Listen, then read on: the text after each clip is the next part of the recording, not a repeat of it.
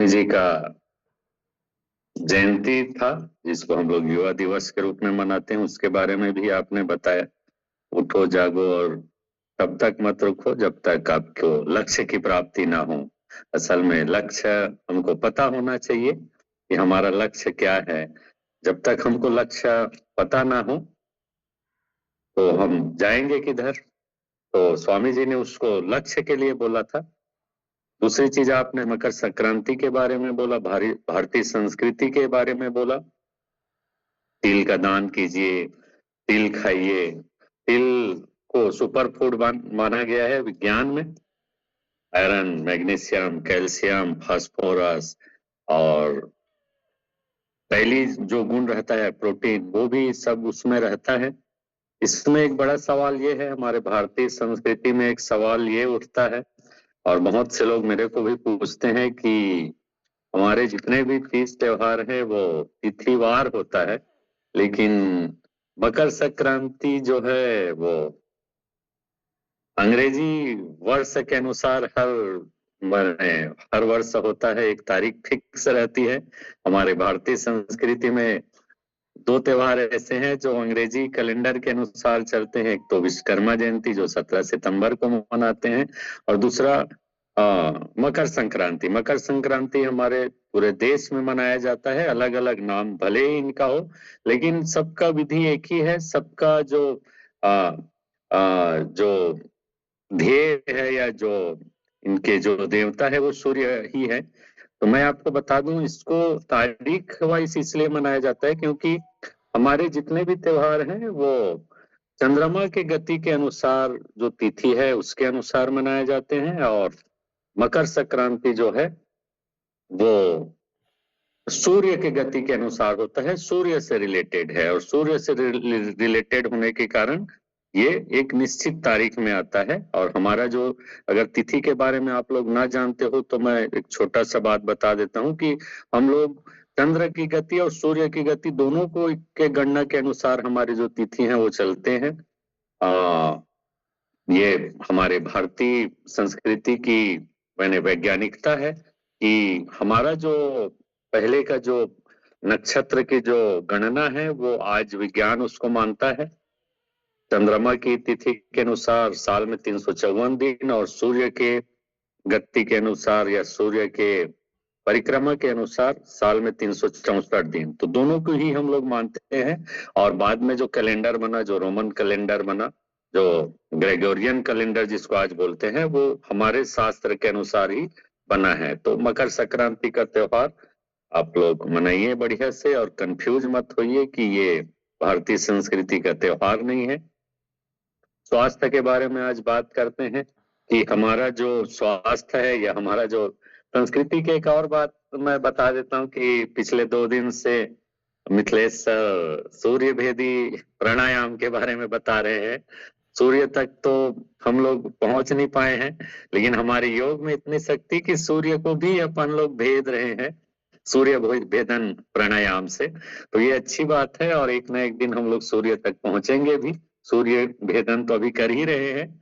और सही जानकारी कि सूर्य भेदन हमारे हमारे शरीर में गर्मी लाता है, तो गर्मी के दिनों में ये उतने फायदेमंद नहीं है जितना आज है। तो स्वास्थ्य की इस कड़ी को आगे बढ़ाते हैं। और हमारा जो स्वास्थ्य है माने 100% हमारे पेट के ऊपर ही निर्भर करता है। जितनी भी बीमारियां हैं या जितनी भी परेशानियां हैं, पेट से ही चालू होता है।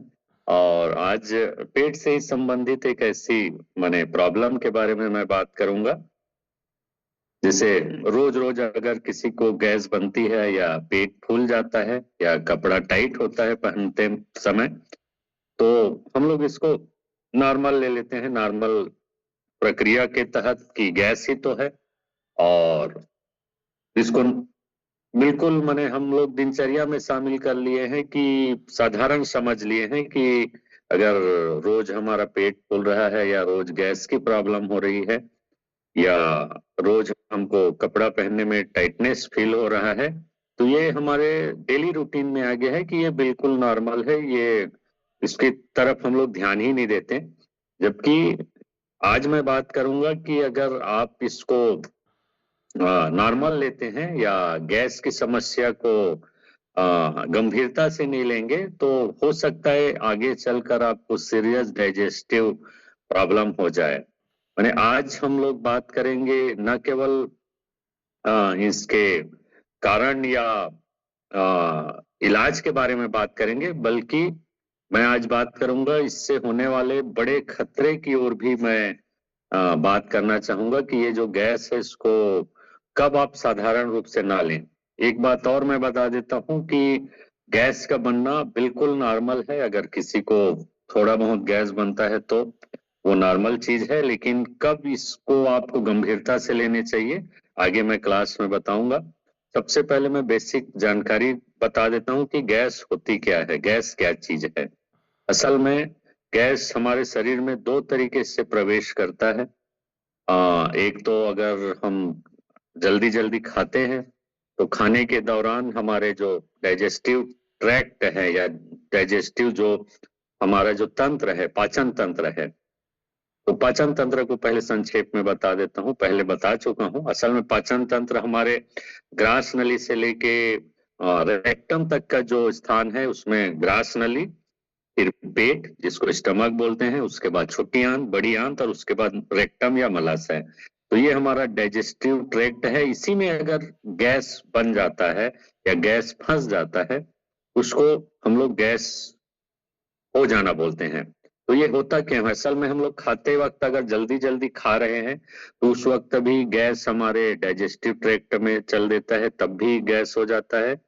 दूसरा, जब अनपचे जो भोज्य पदार्थ हैं जो छोटी आंत में पच नहीं पाते हैं, असल में पाचन का सारा काम छोटी आंत ही करता है, लेकिन किन्हीं कारणवश हमारे खान पान में अनियमितता के कारण अगर छोटी आंत में नहीं पचता है तो वो अनडाइजेस्टेड रूप में वो बड़ी आंत में चल देता है, और बड़ी आंत में फर्मेंटेशन या सड़न के दौरान गैस पैदा होता है, जिसमें हाइड्रोजन गैस, मीथेन गैस या कार्बन डाइऑक्साइड टाइप के गैस मने बनते हैं। और ये प्रॉब्लम तब हो जाता है जब ये गैस हमारे डाइजेस्टिव ट्रैक्ट से आगे नहीं बढ़ पाता है, या मने किन्हीं भी माध्यम से या डकार के माध्यम से निकल नहीं पाता है, तो हमारे शरीर को तकलीफ देता है, जिसको हम लोग साधारण भाषा में गैस बोलते हैं।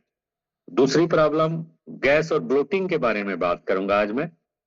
ब्लोटिंग क्या चीज होती है? ब्लोटिंग असल में वो एहसास है जिसमें हमारा पेट बने फूला फूला लगता है, या अ, थोड़ा सा टाइटनेस जैसा लगता है, या पेट में भारीपन लगता है, या पेट भरा भरा लगता है। इसको हम लोग ब्लोटिंग कहते हैं। और ब्लोटिंग असल में एक एहसास है। असल में हमारे शरीर में जो बनने वाली प्रक्रिया है वो गैस है, और जो ब्लोटिंग है जिसमें पेट फुला फुला या पेट भरा भरा या पेट भारी भारी लगता है, वो एक एहसास है जो गैस के बनने से रिएक्शन में होता है। तो ब्लोटिंग और गैस एक ऐसी आम समस्या है जिसको लोग साधारण रूप से लेते हैं या अपनी दिनचर्या का हिस्सा मान लेते हैं। और ये ब्लोटिंग अगर आपको गैस नहीं है तब भी हो जाता है। ये असल में ब्लोटिंग का जो प्रॉब्लम है वो हमारे जो गट की जो गति है उसके ऊपर निर्भर करता है कि आपका गट का स्वास्थ्य कैसा है। अगर गट में ज्यादा देर तक भोजन या गैस बना रहता है तो हमको ब्लोटिंग हो जाता है। ब्लोटिंग माने जो हमारा पेट भारी या पेट फुला फुला लगता है। तो इसको आप लोग साधारण मत समझिए। अगर रोज रोज अगर ये प्रॉब्लम हो रहा है तो ये एक गंभीर समस्या की ओर संकेत हो सकता है। तो ये तो साधारण जो कॉमन जानकारी है गैस और ब्लोटिंग की, कि गैस क्या होता है और ब्लोटिंग क्या होता है, ये साधारण जानकारी है। लेकिन ये होता क्या है, इसका माने बड़े कारण क्या हैं, इसके कारण क्या समस्याएं हो सकती है, या किसके कारण गैस या ब्लोटिंग होता है। तो दो चार कारण मैं बता देता हूँ। सबसे पहले तो मैंने बताया कि जल्दी खाना, जल्दी खाने से गैस होती है। दूसरा, जरूरत से ज्यादा खाना जिसको ओवर ईटिंग कहते हैं, उसके कारण भी गैस की समस्या हो सकती है। तीसरा, हम लोग हैवी डिनर करते हैं, जो रात का खाना अगर हम लोग ज्यादा लेंगे रात का खाना हम लोग सुबह या दोपहर से ज्यादा खाएंगे या एकदम ज्यादा मात्रा में अगर हम लोग डिनर खाएंगे तो गैस या ब्लोटिंग की समस्या से कोई रोक नहीं सकता। चौथा कारण हो सकता है दिन भर कुछ ना कुछ खाते रहना, आपका मुंह अगर चलते रहता है, या च्युइंगम या पान गुटखा या तंबाकू अगर आप लोग खाते हैं तो भी गैस की प्रॉब्लम हो सकती है। और पांचवा कारण है, और ये सबसे बड़ा कारण है, कि दिन भर अगर चाय या कॉफी की हमारी आदत है तो चाय और कॉफी अगर हम लोग पीते रहे तो हमारे पेट को रेस्ट मिलेगा ही नहीं और गैस और ब्लोटिंग की प्रॉब्लम हो ही जाएगी। अगला कारण है कॉन्स्टिपेशन। कॉन्स्टिपेशन माने कब्ज। कब्ज अभी तक मेरे को कई लोग बताते हैं उसमें कब्ज एक बहुत बड़ा कारण है, और कब्ज की बीमारी बहुत ज्यादा मात्रा में हमारे देश में फैल रही है, और उसके कारण को मैं बाद में बताऊंगा। लेकिन कब्ज होता क्या है? कब्ज असल में जब बड़ी आंत में स्टूल माने ज्यादा देर तक रहता है तो उसमें फर्मेंटेशन की क्रिया होते रहती है और गैस और ब्लोटिंग हो जाती है, और इससे हमारे जो पेट की जो सफाई का जो मामला है वो अटक जाता है, तो फिर कॉन्स्टिपेशन होता है। इसको आप समझिए कि हमारे देश में जो पाइल्स के मामले हैं वो इस ओर इंगित करते भी हैं कि कॉन्स्टिपेशन का मामला कितना ज्यादा है, कि पाइल्स के जो अभी जो मामले बढ़े हैं वो कॉन्स्टिपेशन के कारण ही है। और इस कॉन्स्टिपेशन के कारण गैस और ब्लोटिंग होना नॉर्मल है। मान के चलिए अगर आपको कॉन्स्टिपेशन है तो गैस और ब्लोटिंग से आपको कोई रोक ही नहीं सकता। तो इसके इलाज के बारे में मैं आखिरी में बात करूंगा। अगला कारण है कई लोगों को दूध पीने से भी गैस या ब्लोटिंग हो जाती है, जिसको हम लोग लैक्टोज सेंसिटिव कहते हैं। कई लोगों को गेहूं खाने के कारण भी गैस या एसिडिटी होती है, तो उसको हम लोग ग्लूटेन सेंसिटिविटी कहते हैं। या कई लोगों को राजमा चावल गोभी प्याज या लहसुन खाने से हो सकती है। तो ये ऐसे कारण हैं। और एक और कारण बताऊंगा जो एक बार और बता चुका हूं, ये आखिरी कारण होगा। वैसे तो बहुत सारे कारण हैं लेकिन इसको बताना जरूरी है। एक कारण स्ट्रेस भी है। अगर आपको स्ट्रेस है तो मान के चलिए कि आपका डाइजेस्टिव जो तंत्र है वो प्रभावित होगा। मैं पहले ही बता चुका हूं कि हमारा ब्रेन सिर्फ ब्रेन को ही नियंत्रित नहीं करता है बल्कि हमारे गट को भी नियंत्रित करता है। तो अगर आपको स्ट्रेस से रिलेटेड कोई बीमारी है जैसे एंजाइटी, डिप्रेशन या कोई भी मानसिक विकार है, तो मान के चलिए कि आपके गट में प्रॉब्लम होगी और गैस एसिडिटी का कारण भी आपका मानसिक विकार हो सकता है।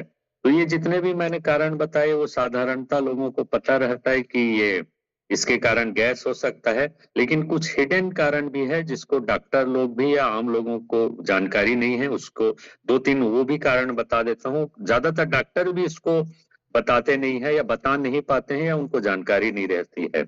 पहला जो छुपा कारण है वो आईबीएस का है। अगर आपने आईबीएस का नाम सुना हो, मिथिलेश सर ने भी कई बार इसका चर्चा किया है कि इरेक्टाइल बाउल सिंड्रोम नाम का एक बीमारी होता है जिसमें गैस और एसिडिटी बनता ही बनता है। इसमें कई बार माने गैस बनता है, एसिडिटी बनता है, ब्लोटिंग होता है, कई बार लूज मोशन होता है, कई बार और बहुत सारे प्रॉब्लम होते हैं। तो इसके कारण भी गैस और ब्लोटिंग अक्सर होता है। एक और जो बीमारी है सिबो, सिबो के बारे में मैंने गट हेल्थ वाले क्लास में बताया था कि सिबो मतलब होता है कि आपके स्मॉल इंटेस्टाइन में गट का ओवरलोड हो जाए, माने स्मॉल इंटेस्टाइन बैक्टीरिया ओवरलोड इसका नाम है। इसमें होता यह है कि जो हमारे जो बड़ी आंत में जो बैक्टीरिया होते हैं उनकी संख्या बढ़ जाती है और वो छोटी आंत में आ जाते हैं, और छोटी आंत में जब ये बैक्टीरिया आते हैं तो खाने को फर्मेंट करते हैं, तो इससे गैस और ब्लोटिंग की प्रॉब्लम बहुत ज्यादा हो जाती है। तो अगर आपको कभी कभार गैस या ब्लोटिंग हो रहा है तो डरने की कोई बात नहीं है। आप डरिए तब जब मैं ये सिम्टम बता रहा हूँ, चार पांच ऐसे सिम्टम बता रहा हूँ जब आपको एकदम ज्यादा सावधान होने की जरूरत है। यदि गैस और ब्लोटिंग के कारण आपका वजन अचानक ही कम हो रहा है तो मान के चलिए कि ये गंभीर प्रॉब्लम है। ये घरेलू उपाय या कोई और अन्य उपाय से माने ठीक होने वाला नहीं है। इसके बारे में गंभीरता से आपको विचार करना पड़ेगा।